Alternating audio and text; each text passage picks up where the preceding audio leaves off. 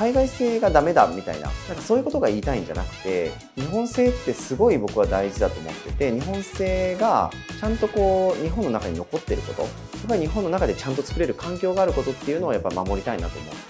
てて、意思を持って自分たちもしくは周りが生き残すっていう覚悟がないといけないかなと思ってて、しっかり自分たちが考えてやっぱり残していかなきゃいけないものっていうのを意識する人が増えないといけないなと思ってるんですよ。でも僕たちがやっぱり一番やっちゃいけないことっていうのは潰れることだなと思ってて、僕らの意思で生き残していった先に未来が当然あるので。じゃあ佐久間さんお願いします。お願いします。じゃあ X で2025年の7月8日にツイートしてるやつなんですけど、町工場のせがれです。私が日本製と伝え続けるのは海外製を否定したいからじゃない。日本の良いもの、米も服も伝統も文化も誰かが歯を食いしばって守り育てていると知ってほしいから、一人でも多くの人にほんの少しだけでも意識してほしいと願ってる。失う前にっていうのがいいねが 8.6 万回もついてるんですけど、8.6 いただいてましたかね。はい、このツイートについてなんかどんな気持ちでこの時あったのかなと思って。そうですね、僕がその生まれ育った環境っていうのが、日本製の中で生きてきたというか、おばあちゃんが創業した会社なんですけど、おばあちゃんが創業して、母が2代目で僕3代目で、もうミシンの音が子守歌で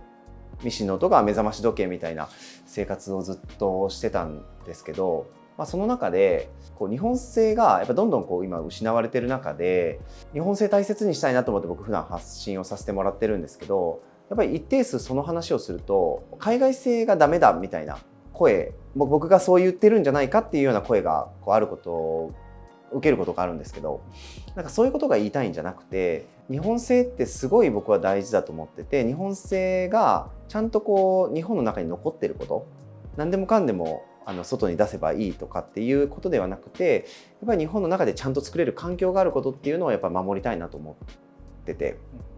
でもそれでも海外製の魅力だったりとかメリットとかいいことってたくさんあるので、そこと喧嘩したいわけじゃない。ただ単純に日本製を残したいっていう思ってそれはポストをさせてもらったんですけど、やっぱり生まれ育ってきた環境がそう思わせたのか、僕の中ではやっぱり大事にしたいなと思って、皆さんやっぱり思われてるかもしれませんけど、どうしてもこう日本製っていうことを繰り返しやっぱり伝えていかないと薄れていくんじゃないかなっていう思いがあってポストさせてもらったかなとは思います。日本製が大事っていうのはなんか釈本さんの立場で言うと普通にそういうことは言うと思うんですけど、海外製を否定したいからわけじゃないだとか、さっき海外製のいいところもあるって言われてたと思うんですよ。海外製のいいところってどんなことだと思いますか？なんか海外製って当然そのコストメリットがあったりとか、日本でない設備だったりとか、それこそ人だったりとかいうのでたくさん作れたり、それでコストを抑えれたりとか、いろんなこうメリットもありますし、じゃあ海外製の商品が悪いかって言われるとそうじゃないと思ってるんです。インフラ的にやっぱりその普段から例えばそのこういうことが正しいかわからないですけど、やっぱ価格が高いものばっかりはやっぱり僕だってやっぱなかなか買えないので、そういうものに頼って生きてる自分もいるんですけど、例えばデザインだったりとか海外じゃないとできない、発想だったりとか技術だったりっていうのもたくさんあると思ってるんで、そこは大事にしていかなきゃいけないし、共存はしていかなきゃいけないなっていうのがあります。ただ一番大切にしたいのは自分の国でちゃんと作れないっていう環境だけは失いたくないっていう思いを僕は持ってずっと発信もさせてもらってるし、仕事もさせてもらってるかなとは思います。なんかその話って僕聞いて思ったのが、お寺の話とかもちょっと通じるところがあって、建物のああいうのを作る宮大工さんとかっていうのはやっぱりあれ経験しないと伝統がその人たちに残っていかないことだと思うし、仕事を発注する側もそのあたりは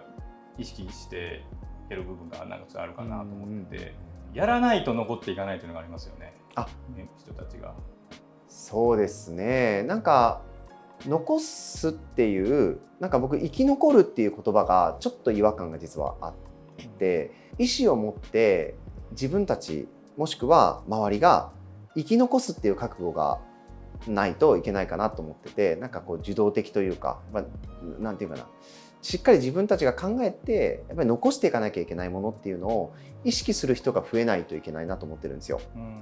だから宮大工にしてもなんかこう伝統産業、いわゆる地場産業みたいなものも含めてちゃんと普段からそればっかり買うっていうのはやっぱり難しいとは思うんですけど、意識をする人が増えれば奇跡が起こる可能性が広がっていくと思うんですよ。知られてないうちは存在してないのと一緒だと思ってて、どんなに美味しい店だって知らないとやっぱりそのお店には行けない。で、我々縫製の仕事とかね、服とかもそうだと思いますけど、そのいいお店があったりいい商品があっても知られてないうちはなかなかやっぱり手に取る機会はないんで、とにかく日本製を見つけたじゃないですけど、そういう見つけてほしいなっていういいものって知ってもらったらどんどんこう広がっていく可能性あるんで、いいものだからこそ知ってもらいたいなと思っていろいろ発信はさせてもらってるんですけど、はい。いや、あえてそれってもう今の日本で日本製ってやっぱさっき言った通りちょっと高級だとかお金かかるものが得てして多いと思うんですけど、やっぱりそれって頑張って残すもんでしょうか？一番理想は皆さんこうたくさんこう意識してくださる方が増えて自然に残っていくっていうのが一番いいんだと思うんですけど、どうしてもこう今現状から考えるとどうしてもそれだけじゃ生き残せない。だからこそ、今昔と比べて、うち会社も小さいので広報にめちゃくちゃお金が使えるとか広告費が出せます、テレビ CM が打てますとかそんなことはできないんで、とにかくしつこいと思われてもずっとなんていうんですかね、 SNS タダでできるので極論時間を使えばなんかしっかりとそれを繰り返し伝えることによってなんか奇跡起きないかなっていうところでやってはいるんですけど、僕は今日本製っていうのはちゃんと生き残すために頑張って残していくっていうのが必要かなとは思ってずっとやってるんですけど、それが結果的に自然に残るものに変わっていけばいいなとは思ってます。なんか一般の方が日本製でこう日々使っていくのにちょうどいいこう買い物、ものみたいなのってなんか釈本さんが思うものってありますか？どうですかね。今僕らはネクタイっていうものを主軸に作らせてもらってるので、どうしてもこう男性女性でいくと、男性がつけるものなんでもこれでも半分に分かれる。でやっぱりどうしてもこう市場が小さくネクタイねつける機会がなくなってるんで、ネクタイっていうものをつける人はその中でも一握りってなってくると、どうしてもこうつける方は減ったりとか、うちが価値を提供できる、日本製として皆さんにこう価値を伝えれるきっかけっていうのは決して多くはないかなとは思ってるんですけど、技術はやっぱりね50年57年会社が続いている中でいろんなやっぱり技術とかものづくりっていうことを続けさせてもらってきたので、例えばハンカチであるとか手ぬぐいであるとか、そういった本当にこう日常の中に使っていただけるようなものっていう形で日本製っていうのを本当にこう些細なことやものかもしれませんけど、そういうのをちょっとこうご提供させていただくというか市場に送り出させてもらって、ちょっとずつでもこの日本製っていうのをこう触れていただく機会とか感じていただく機会っていうのを作っていきたいなっていう思いはあって、ぼちぼちですけどやらせてもらいたいなと思ってやってます今。なんかネクタイって僕ちょうどいい日本製をなんかこう知る一つのアイテムだなと思ってて、普段つける人はつけると思うんですけど、普通の人は晴れの日というかちょっとこう華やかな時につけるものでもあるかなと思ってて、毎日使うものでもないけどたまに使うからなんかちょっと特別なものを買うとかいう人もお金の使い方もなんかそれもいいなと思ってて、ちょうどいいですよねネクタイってそういう意味で言うと。皆さんねネクタイは男性がつけるものって思われるんですけど、うちのおかげさまでこう買ってくださるご購入のお客様って実は6割ぐらいが女性でプレゼントにしたいって言って選んでくださるんですよ。さっきのお話じゃないですけど、つける機会がやっぱ多くないからこそ、やっぱちゃんとしたものというか特別なものをちゃんとプレゼントしたいというか、そんな思いで選んでくださる方も多かったり、お客様で男性で選ばれる方も普段つけることないけど一張羅として選びますとか言ってくださる方もやっぱいるので、その一張羅だからこそ日本製でちゃんと自分の気持ちを引き締めたいっていう思いで選んでくださるお客様とかもいるので、そういう声が届くようになったことが嬉しいなとは思ってます。それやっぱ日本製って日本人のこの手仕事で多分丁寧に作られてるなっていうのは多分皆さん思ってると思うんですけど、釈本さんのところでいうと地域の人たちが働きに来てるんですか？そうですね、うちはもう昔から、本当に小さい近所のお母さんたちを集めた内食場みたいなところから始まってるんです。おばあちゃんが創業した会社で、ずっとその地域の人たちが集まってきて、そこで自分たちのなりわいといいますか、そういうのをずっと続けてきた会社なんですけど、今でも地域の方々が一緒にここに集まって仕事というか技術を身につけてものづくりをするっていうのがうちの昔からのスタイルというか、やってますね。いや本当地域を元気にするっていう意味でもすごく釈本法政はすごい貢献してるというか、貢献してるっていう意識は全然ないんですけど、本当にでも地域の方とかに支えていただいてるなっていうのはすごい思ってて、まだ恩返しじゃないですけど、そういうのはなかなかまだできてないなっていう悔しさもちょっとあったりしながらまだやってるんですけど、実際うちが本当に苦しかった時、ブランド立ち上げた当時なんかはもう全然売れなくて、それでも一番応援してくれたのはやっぱり地域の方々だったりとか、この地元の方々がブランドで作ったんだみたいな、お友達感覚じゃないですけど、せっかくブランド作ったんだったら応援するわっていうことで、本当に全国全く知られてなくて SNS のフォロワーもまだ何十人とかいう時から応援してくれて、ちょっとずつ積み上げていって、今があるので、貢献をしてるかどうかはまだまだだと思いますけど、本当に地域の方々に職人さんもそうですし、お客さんもですけど、やっぱり地域の方々に本当に応援して支えてもらってるなっていうのは思います。話聞いてて思ったんですけど、今って仕事と生活って結構はっきり分かれることが多いと思うんですけど、そういう話の流れでいうと、ここの働いてる方が地域と仕事っていうのがすごく近いなと思って、生活範囲内で皆さん働かれてるのじゃないかなと思って、でそれが代々ここで働いてきたんだよという人たちも多分いるかもしれないなというのもあるし、僕が本当に小さい頃からこの環境でずっといましたんで、実際その職人さんの中でも僕のおむつを変えてくれたような職人さんも当然いますし、昔ですけども言ったら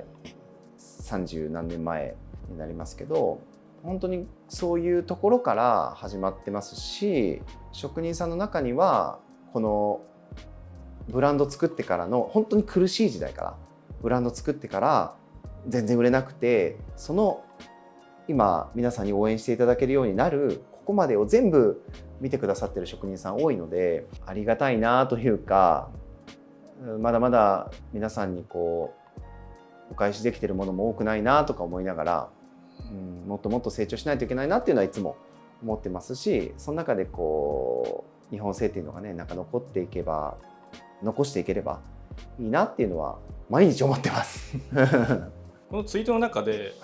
誰かが歯を食いしばって守り育てていると知ってほしいからっていうのはちょっと頑張ってる人たちがいるのかなっていうメッセージだと思うんですけど、この時どんなことが思ってたんですか？なんていうかな、本当に苦しい時代を経験させてもらったんで、当たり前の話なんですけど、お給料だけは絶対に遅れないようにとか、お取引先さんへの支払いだけは絶対遅れないように、自分たちのお給料がなくてもっていう時代をやっぱずっと過ごしてきたんで、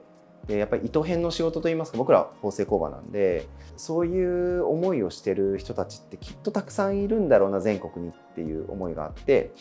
自分がそういう経験をしてきたから、そういう人たちって多分全国にたくさんいるんであれば、そういう人たちごと一人でも多くの人に知っていただきたいし、こういうものづくりをやってる人たちがいるんだよっていうことをちょっと皆さんに意識していただきたいな。今使っているもの、着てるもの、持ってるもの、なんかそれが一つ一つがの向こう側にちゃんと人がいるんだっていうことを意識してほしいし、知ってほしいし、そういう苦しい思いじゃないですけど、歯食いしばってる人が、生き残そうとしてる人たちが、農家さんとかもそうだと思いますけど、いるんだよっていうことを伝えたかったのと、気持ちわかるよというか頑張ろうねっていうメッセージを通して書いたような気がします。佐久本さん前ですもんね、 SNS やってなかったらもしかしたらここまで続いてなかったかもしれないっていうのがありますよね。もう多分 SNS って一つの手段だと思いますけど、やってなかったら間違いなくうちはもう倒産してると思うので、やっぱりちゃんと伝えるっていうことは大事だなっていうのは思います。SNS 最初始めた時は本当にこう縫製工場の発信なんか誰が需要あんねんとか、表に出るなとか、ちょっとこう心ない言葉をいただいたこともあったんですけど、でも僕たちがやっぱり一番やっちゃいけないことっていうのは潰れることだなと思ってて、僕が諦めちゃうとやっぱり地域でずっと働いてたその雇用も失われますし、つないできた伝統だったり技術っていうのももう失われちゃう。業界の例えば習慣であるとか商習慣であるとか、その伝統、そこも大切だとは思うんですけど、そもそもそれって生き残ってて初めて守れるものだと思うんですよ。なんでちゃんとその僕らの意思でちゃんとこう生き残していった先に未来がどうせあるので、僕らが諦めちゃうと一気に全部なくなっちゃう。一度失うとやっぱり二度と取り戻せないので、だからこそ誰に何と言われようともちゃんと伝えて、それでもうダメならダメかっていう思いでずっと発信はさせてもらってて、それが4000日以上続いてるかなっていう、感じです。